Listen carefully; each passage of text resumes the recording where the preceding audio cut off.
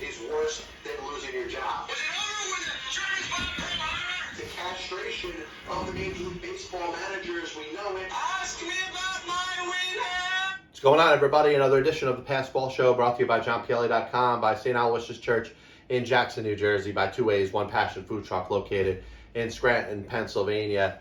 You see the NFL and as big of a juggernaut as it's built itself. And there is. And you could think of world football, world soccer as it exists. It probably makes a ton of money, especially in other countries. But in the United States of America, there is no more profitable sport than that of the National Football League. And with money comes power. And you're actually seeing the NFL take a stand and flex its muscles for the amount of power that it has over not just the world of sports, but human beings as we exist and see them here in this country. The NFL making it clear, saying, listen, we're not going to do any more daily testing. We're not going to distinguish between vaccinated and unvaccinated players. And there's no other reason that this is done other than the fact that the NFL wants to ensure that its billion-dollar product continues to be profitable. There's nothing that's going to get in the way of the National Football League continuing to make the billions and billions of dollars that it does. And if there's anything close to it, you could call it the coronavirus, the Omicron variant, whatever you want to throw the NFL's way. The NFL is saying, screw you. We're going to make sure that our league runs through this. There's not going to be any risk that any vaccinated or unvaccinated players are testing positive for the coronavirus without symptoms. Now, listen, I'm not going to get political because I don't care about the political element of this, vaccinated, unvaccinated. Whatever you want to do has nothing to do with the topic at hand, the issue at hand, what it is that we're talking about right now. It's the fact that the NFL, the National Football League, is flexing the power that it has to make sure that there is nothing that's going to get in the way of its ability to make money. And is that a good thing? Well, it's a good thing for the National Football League. It's a good thing for the millions and millions of NFL fans that exist and are out there.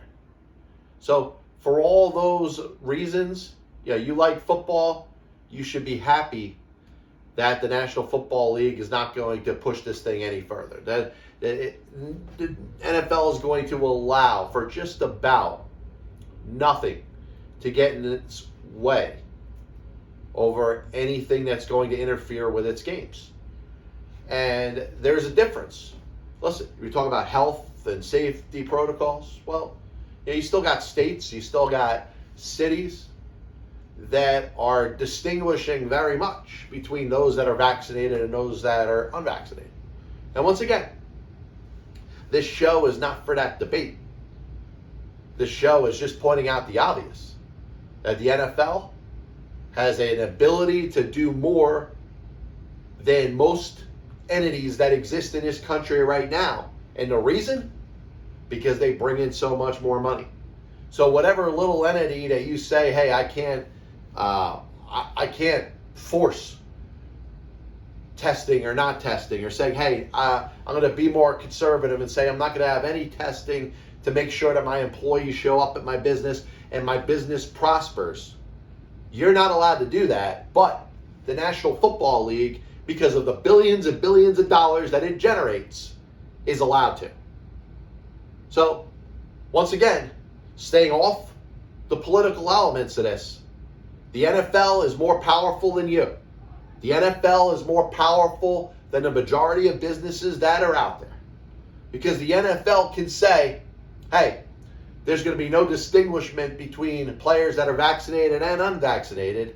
And in all honesty, if any of them have the coronavirus and are passing it on to others, even in the majority of the cases where symptoms are very mild, what player in this situation is going to say, hey, you know what, I think I might have some symptoms?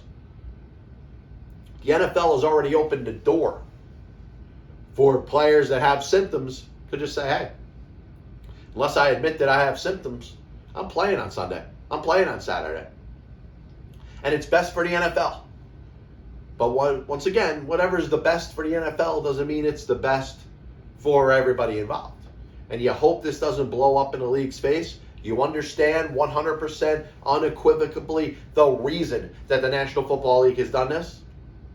Hey, they don't want to risk any of their star players being out in these big games. They know that attendance, especially for those watching on television, is going to be at an all-time high in the playoffs. People are going to be glued to their television sets Saturday afternoon and Saturday night and Sunday afternoon and Sunday night. They can't wait to watch these games. And God forbid there's anything that gets in the way of seeing these teams be able to play their best players. Anything to water that down is going to get in the way of the pockets of the National Football League. And once again, the NFL is flexing, saying, hey, because of the billions and billions of dollars that we bring in each year, the profitability of the NFL, and you can make an argument that is more profitable than any sport in the world, let alone just this country. Money talks. You want something to change? You want to go away from the norm?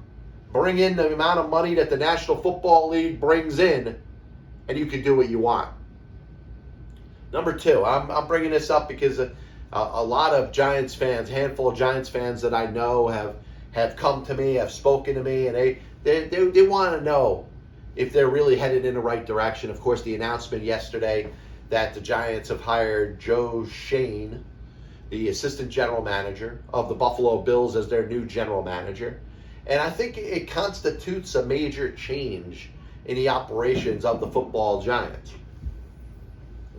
Not just the simple bringing in of a new general manager.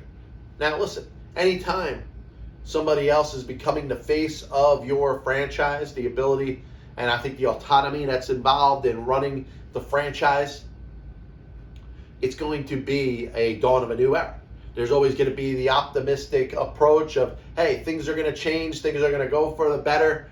Hey, this person that we brought in is going to lead us to the promised land. Couple things on the Giants. It stands out that this is the first time the New York Giants are shying away from a descendant of George Young since he took over the franchise as general manager in 1979. That means the last 43 years, the New York Football Giants have been run by George Young and George Young's assistants and descendants. From George Young to Ernie Accorsi, Ernie Accorsi to Jerry Reese to Dave Gettleman. Of course, Dave Gettleman had, a little bit of a break in his time with the Giants, but the bottom line is they all came from the same group led by George Young. And I want to jump into the DeLorean, crank it up to 88 miles an hour, and go back to 1979, because I think there's a lot of Giants fans, particularly some of the Giants fans that I've spoken with, that weren't around when George Young took over the Giants. They weren't around when the Giants were in such a need of a change from the direction of their franchise and the way it was going. And you think of that time because prior to that, the Giants hadn't won themselves a Super Bowl. They hadn't really represented themselves very well in the NFL in the Super Bowl era.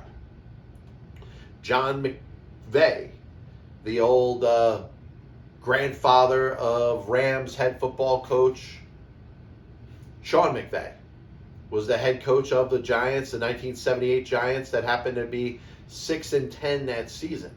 Now, what stands out about that time is, once again, there was no 86, there was no 1990, there was no 2007, there was no 2011. This was a very bad Giants franchise. A franchise over the course of the decade of the 1970s, went 9-5 in 1970, 8-6 in 1972, and after that failed to register a winning season through the rest of the decade, all the way through 1980. And it wasn't until 1981 when the Giants finished 9-7 under Ray Perkins, a down season, a 4-5 season, and a strike-shortened season of 1982, and then Bill Parcells comes in 1983. The Giants, at the time, going back to the late 70s, were an extremely proud franchise. A proud franchise that had kind of fallen on its face. Prior to the Super Bowl era, the Giants were a fixture in the NFL championship game. Getting there and losing in 61, 62, and 63. The same in 58 and 59. Won the championship in 56. Lost the championship before that in 46, 44, 41, 39, 1 in 38. Made it in 35, 1 in 34. Made it in 33, won it in 27. So the Giants, who had been a franchise in the NFL since 1925, were a very proud franchise up until the Super Bowl era. Now, their time in the 1960s, they were kind of up and down. Never made it to the playoffs. In fact, didn't make it to the playoffs in the Super Bowl era until 1981. But similarly to the Giants and the way that they're going right now, they were, really for the decade of the 1970s, one of the doormats of the National Football League. Almost an embarrassment to watch a game on a week in and week out basis. And I say that as it applies to right now, because if you think of the millions and millions of NFL football fans that do not root for the New York Giants, you may have a favorite team from anywhere, whether you're relocated, whether you just, like me, chose a team out of a hat. In fifth grade, the millions and millions of football fans on the East Coast in the New York metro area that do not root for the Giants are forced to watch football and the Giants on a week in and week out basis. You want to watch football? The Giants game is always going to be on. And in addition to the Giants fans who are disgusted, are frustrated, are angry over everything that they've seen over the last 4+ seasons, the fans that root for the other teams are kind of laughing at the Giants because they're like, this is what we're going to see week in and week out. Now, what the Giants did by hiring George Young, and I don't know if they knew it at the time. I don't know if they knew that the hiring of George Young was going to lead this team on to bigger and better things. Like I said, a 43-year-old run that is going to end with Joe Schoen taking over as a general manager of the Giants. The overall body of work, it's nothing to be ashamed of. 4 Super Bowls, getting to a 5th. Odds are, if you're a Giants fan of this generation, you've gotten to see multiple Super Bowls, and a lot of us have seen all 4 of them. This is finally a time for a change. And if you're old enough to remember the decade of the 1970s and how bad the Giants were over the course of time there. Alex Webster's years. Prior to that, Allie Sherman towards the end. Now, Allie Sherman, led the team to 3 championship games. But it was kind of the end of Allie Sherman's time, which started the bad Giants. Pretty similar to, you say, with Tom Coughlin, right? Tom Coughlin led the Giants to 2 Super Bowls. He deserves his day in a Ring of Honor at MetLife Stadium. He should be in the Pro Football Hall of Fame, which I believe he's going to have his day. One of the greatest football coaches that the Giants ever had. And I say similar to Allie Sherman, because with the greats of Tom Coughlin, you also saw the beginning of the bottom falling out of this franchise. And you watched the Giants after their last Super Bowl victory in 2011. A 9-7 season where they didn't make the playoffs.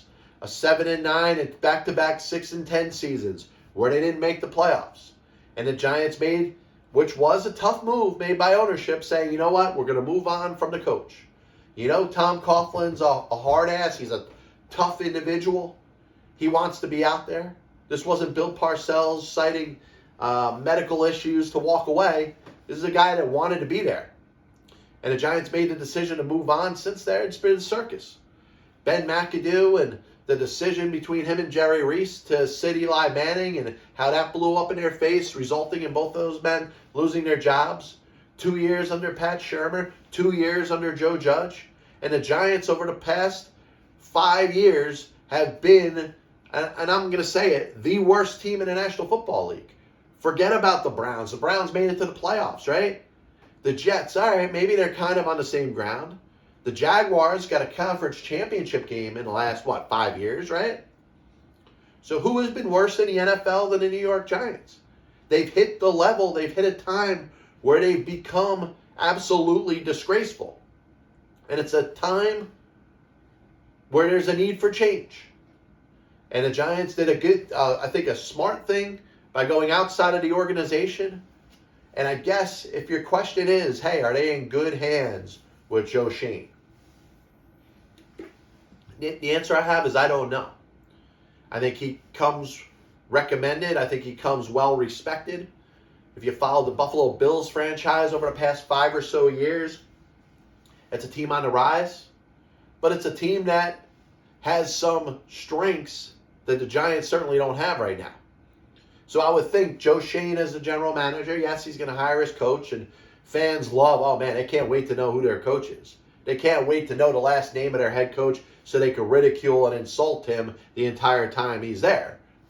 I'll lay that to rest. I'm not going to attack that today. That's for many other days in the past and many other days in the future. But, the importance is if you're looking at what should the Giants do, they have to identify themselves. The old school Giants had a solid quarterback that put themselves in the best position to win, and a dynamic running game, and a very intense and physical defense. You certainly haven't seen that over the last 5 years with the Giants. The Giants had their year in 2016 when they went 11-5. They've had 8 of the last 9 seasons have been losing seasons. The last 5, they've been the worst team in the NFL. What I would be excited for, if I was the New York Football Giants fan, would be the autonomy that the new general manager is going to have. His ability to reshape the organization, his ability to change the direction, and basically constitute the New York Giants as a franchise the exact way that he wants it. So put a coach that probably is on the same page as him. We've heard discussions about the changes in the NFL head coaches. They're finding more yes men, more men that are willing to work collaboratively with the front office, as opposed to just being, hey, Bill Parcells, I'm the freaking boss. You're going to do what I say. You're seeing a lot of organizations do that. I think the Giants are going to follow a similar model. The question is, can the Giants get everything in there in regards to what they want to be identified as? And then how do you get the players to do that? Daniel Jones, it's going to be a question about him until he's not the quarterback of the Giants anymore. Is he the guy? Can they get to the playoffs and win? Can they ultimately win a Super Bowl with Daniel Jones as their quarterback? Now, you may have an answer. It may be yes, it may be no. Probably no. I don't think it's really identified yet until the Giants identify what type of football team they want to be. Now, Daniel Jones makes mistakes with the football. He fumbles. Kind of had a Tiki Barber problem earlier in his career. Maybe Tom Coughlin could somehow talk him into being able to hold the football better like he did for Tiki. But you think of the Giants and what they want to identify themselves as. Certainly they don't want to make mistakes. Certainly they don't want to have a quarterback that's as turnover prone as Daniel Jones is. And the question is, can he improve? Josh Allen's taken a lot of shit, especially in his first 2 years of his career. And he's kind of throwing a lot towards the naysayers by basically becoming everything everybody thought he could be back when he was quarterbacking over in Wyoming.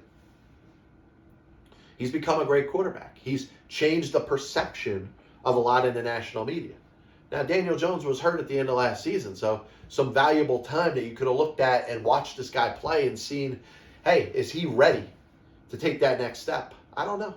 And I think there's going to be a lot of breaking down. There's going to be a lot of players that are on this roster. If I'm Joe Schoen, I'm doing a profile on every single player that is currently on the roster or on the practice squad, and I'm making a decision, yes or no. And if my decision's no on this player for the future, I'm getting them the hell off my team. And I would be willing to sacrifice the 2022 NFL season, maybe bottom out, but just get all the players that you don't think are part of the solution off your team. Draft well, look to get younger, but most importantly, identify what type of football team you're supposed to be. Now, listen, I think there's a lot that's been spoken about what the Giants' way has been, and I think it's assumed that that's the way it should be. Play good defense, rush the passer, and have a really good running game. It won the Giants 4 Super Bowls. But is it necessarily the way of the future? How many teams are focusing just on defense and running the football? You look at the Titans, which we'll talk about, the quick playoff previews. They rely a lot on the running game. They rely a lot on their defense. In fact, their defense was terrible last year. Has improved a lot this year under Mike Vrabel. Can the Giants see themselves winning with that formula, or are they going to succumb to what a lot of other teams have and say, listen, we're going to need to bludgeon you. We're going to need to outscore you. We're going to need the ability to throw the ball downfield. We're going to need a quarterback that can hit multiple wide receivers. All things that you really haven't seen from Daniel Jones at this level of his career. So that's going to be the biggest question of potential change that could happen for the Giants as they're going forward. Do you look at Daniel Jones as the future? Maybe Russell Wilson. Jimmy Garoppolo, I don't think is that type of quarterback that by himself makes you better. I don't think he's a large or I think he's probably a marginal upgrade over Daniel Jones at this point. But there's Aaron Rodgers. Like I said, there's Russell Wilson. There's not real big quarterbacks coming in the draft this year. And you want to think of some quarterbacks that are on other teams, whether it's a Derek Carr. Yeah, that's somebody that with the right pieces could end up leading you to the promised land. But the question is, do the Giants want to convert into what a lot of other teams have and won with over the last several years? Or do they want to be the ground and pound with a good defense Giants that won themselves 4 Super Bowls in, from 1986 to 2011? I don't know. The question is, you're not guaranteeing yourself on the other side that you're going to win. And I think a lot of fans will say, hey, we want to be the old school Giants. We want to be this team that was in the playoffs every single year. Well, I mean, if you want to do that, you got to start by getting yourself a Lawrence Taylor. Where's the next LT? There's a couple big defensive ends and edge rushers and tackles in the NFL draft this year. You find somebody like that could change a game like LT.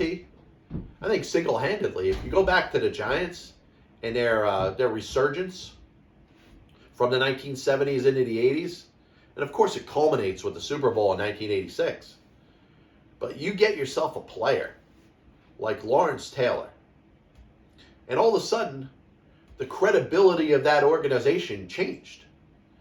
LT, making his debut in the NFL in 1981, all of a sudden changed the perception of other teams going up against the Giants from a defensive standpoint. Now, the wins didn't come right away, and I think it's proof that one defensive player cannot turn you from a losing team to a winning team. But what it did was it gave the Giants some credibility. 81, they go out there and they win 9 games, the first winning season they had since 1972. Ray Perkins' first year. They have a losing season in 82. They make the change from Perkins to Parcells in 83. They went 3-12-1. And then after that, they were a solid team. 87 season, they had some injuries and just kind of a weird season with the strike and everything.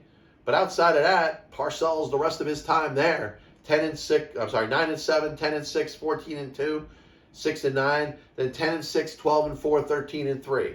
With 2 Super Bowl championships.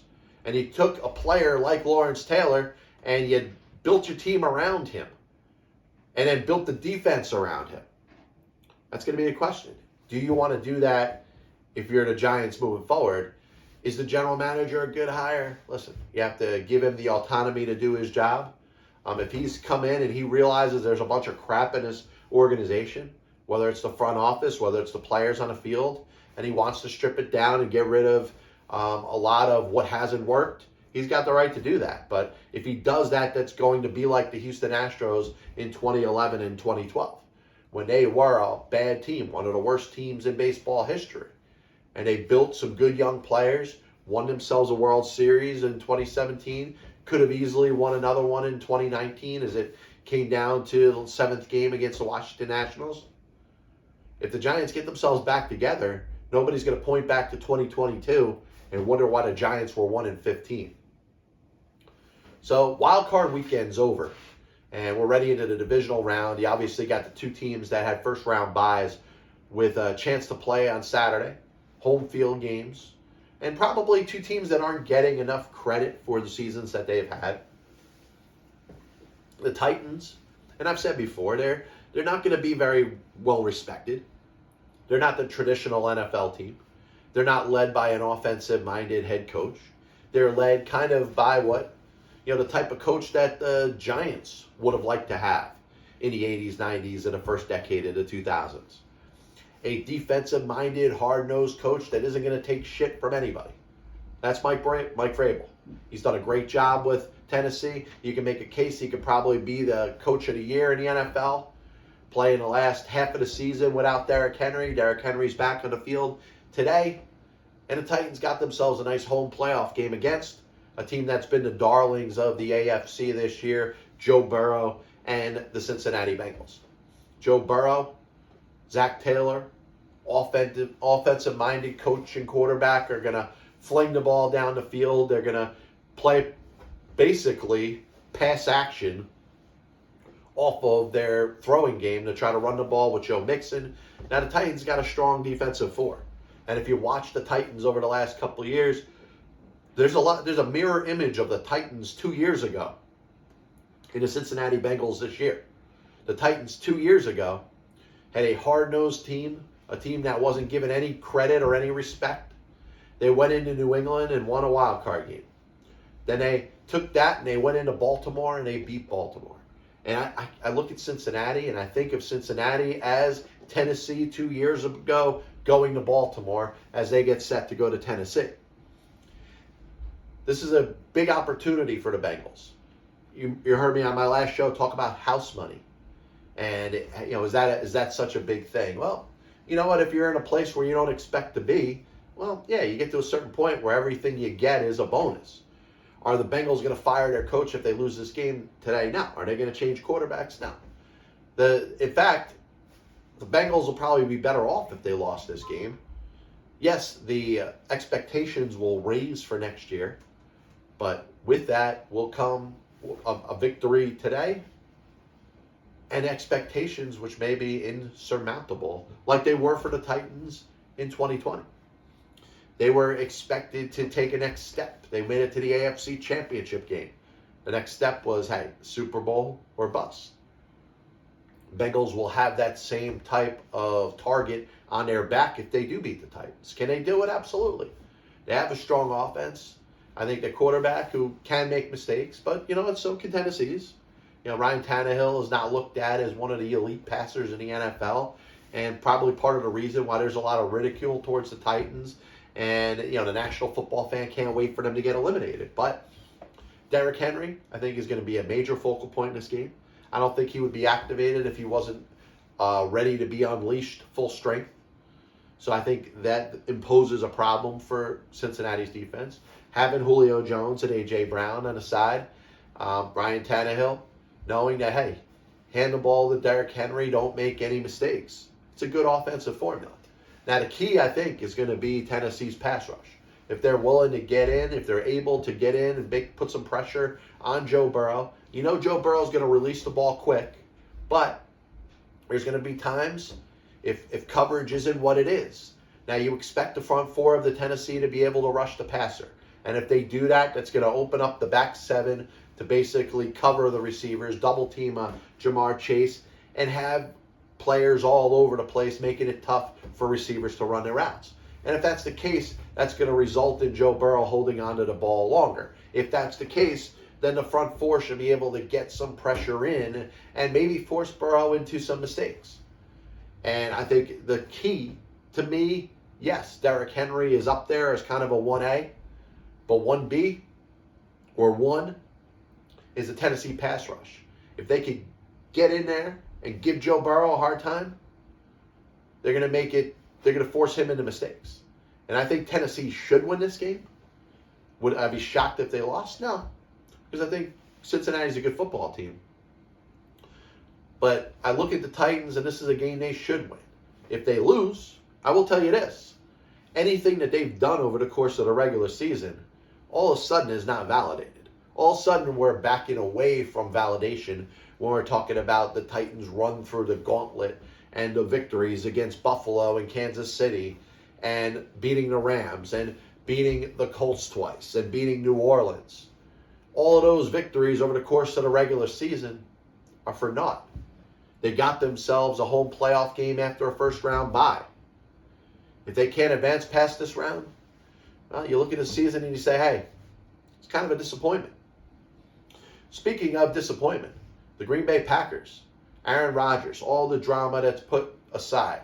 Now, he should be happy. He doesn't have to worry about being tested unless he's going to admit to feeling any symptoms of the coronavirus again, which odds are he probably won't get it again. But, Aaron Rodgers knows he's going to be able to play football for the next 3-4 weeks. The expectation is that they're supposed to beat the San Francisco 49ers. The expectation is that the Green Bay Packers, who have had a hard time beating the 49ers, are just 7-6 in their last 13 home playoff games. The expectations are that this is supposed to culminate with Aaron Rodgers getting the team to the next level.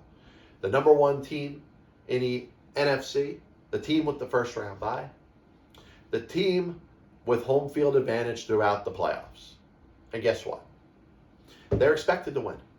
Now, a lot of people like the 49ers, and I've spoken about them over the last couple of years. There are very few teams that get such national respect from fans that are not fans of that individual team than the San Francisco 49ers. Other teams may get it as underdogs. Like a lot of fans are gravitating towards the Cincinnati Bengals because they haven't done very much in the playoffs. Jacksonville Jaguars, when they made it to the AFC Championship game, got a lot of national fans. The Titans, the same thing when they made the championship game a couple of years ago in the AFC, just because they hadn't been there. But the team that the casual, and maybe not casual, maybe good football fan, but just no interest in the 49ers one way or the other, they continue to root for them. And I think it's kind of interesting. Now, listen, they got a very good defense. Nick Bosa playing is certainly going to make a difference for them on the defensive side of the ball. Fred Warner being back and healthy. I think the 49ers are going to be able to put their best foot forward. Now, defensively, you're going to force Aaron Rodgers, who's thrown 4 interceptions all year, you're going to force him into a pick or two. If the 49ers could do that, I like their chances. But listen, house money, I don't know if the 49ers are necessarily playing with house money. They've been a relevant team for the last handful of seasons. Even going back to the Jim Harbaugh, Colin Kaepernick days. They've been a well-run franchise. Yeah, sure, they've had some bad seasons, but they've been fairly consistent as far as their expectations. At some point, you're waiting for the 80s 49ers to come back. You're waiting for the Joe Montana, Bill Walsh, unbeatable George Seifert 49ers to come back, and it hasn't quite gotten there yet. And yes, they have to play their playoff games on the road. I get that. Now, they got a chance to give a knockout blow to Aaron Rodgers, maybe ending his time in Green Bay, maybe not. That's for another discussion. I don't feel like talking about that today. But the 49ers got a chance. If they could make things tough for Aaron Rodgers, and I think the majority of us will be glued to our television sets watching the game in Lambeau Field. Green Bay is supposed to win. Are they going to? And if they don't, is it the last game for Aaron Rodgers? Okay. Now, how far are the Packers expecting to go? Because I think the Packers are looking at this as Super Bowl or bust. If they're lucky enough to beat the 49ers this week, next week they play the winner of the Rams and of course Tampa Bay. If they're at home against Tampa Bay, if they're at home against the Rams, think about the Rams. They got a chance to, if they win and the Packers win, They play next week in Lambeau Field knowing that if they win that game, all of a sudden they're home for the Super Bowl. I think it's a lot to talk about as we get closer to it. Obviously not here to predict any games. But you look at Green Bay, they're getting, their offensive tackle back. They're getting a couple defensive players back. Valdez-Scantling's probably not going to play. But you look at their talent. They're supposed to win this week. And I don't mean to knock the San Francisco 49ers. I think they got a great football team. They could win any week. They could get to the Super Bowl. I don't have any issue with that. Green Bay is supposed to win. Similar to Tennessee. You're looking at two teams sitting there with the top seeds in their respective conferences. Earn themselves a first-round bye. Earn themselves the ability to play all their home games within conference until the Super Bowl. Both teams are expected to win.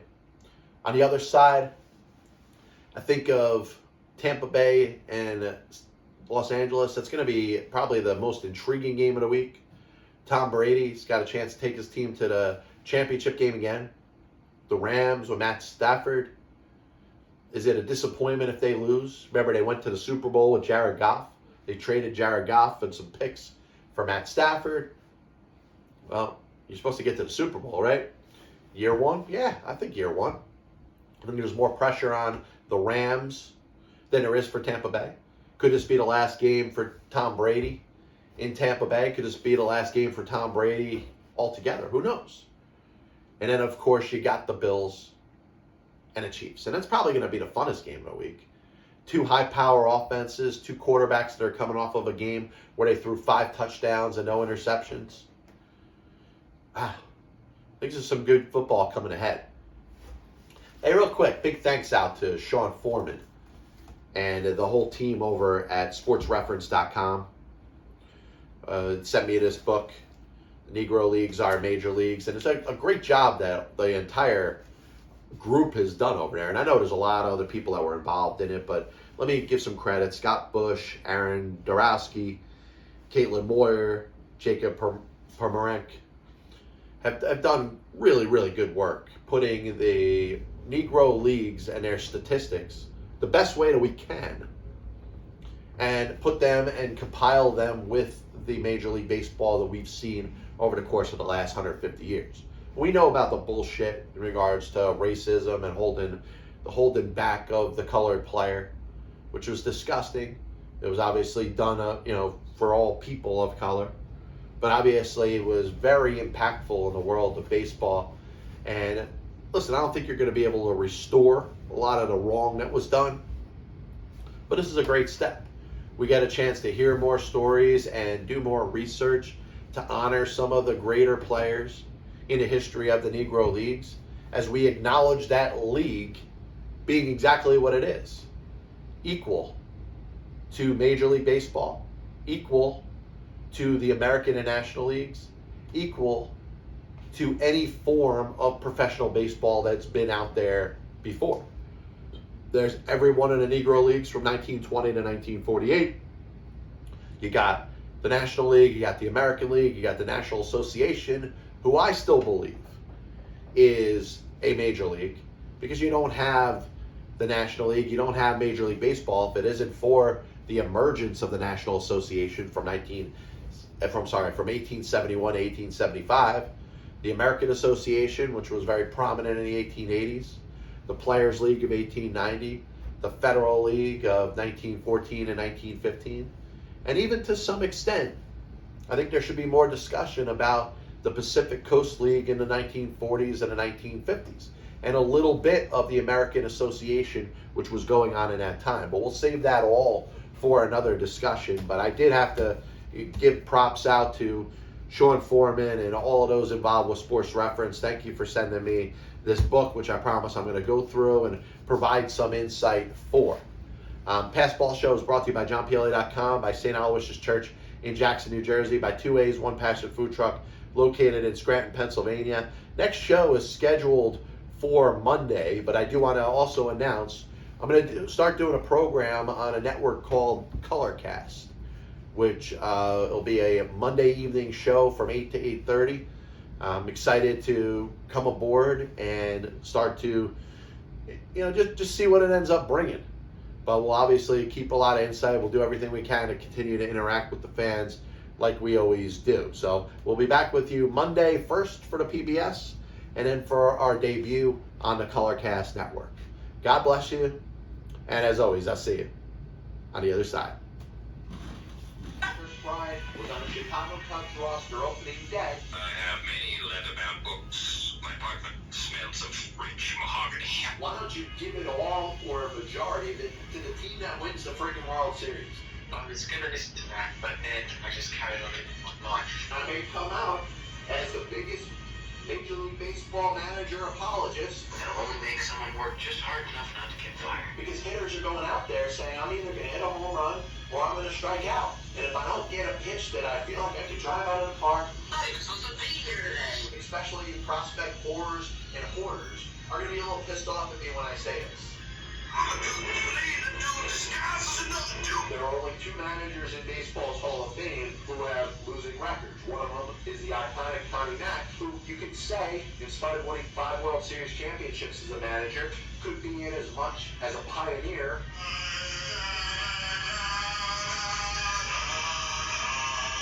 And what side of the spectrum they're on. Were they pitching? Were they batting? If your favorite team was pitching and a ball got inside to hit a batter, there's no way it could have been on purpose. But if you were a fan of the team that was batting and a ball got inside and hit somebody or went behind somebody's head, absolutely 100% unequivocally that pitcher was throwing at. They put their tail between their legs and decided they're going to do exactly what they're told. You damn well right better give him a contract extension. You damn well right better make him the manager over the next series of years. 35 years ago, I could have loaned your parents the money for an abortion.